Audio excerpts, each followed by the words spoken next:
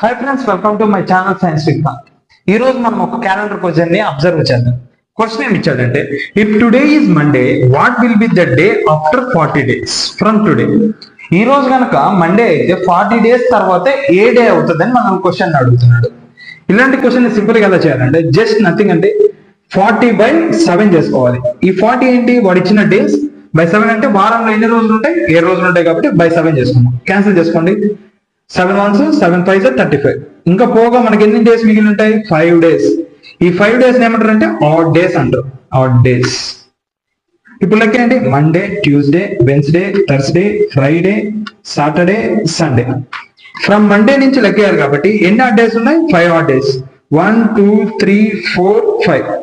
So our answer is option D, Saturday. Thanks for watching this video. Follow for more informative videos like this. ఒకవేళ మీకు ఈ video అర్థమైనట్టయితే what will be the day after 50 days comment చేయండి.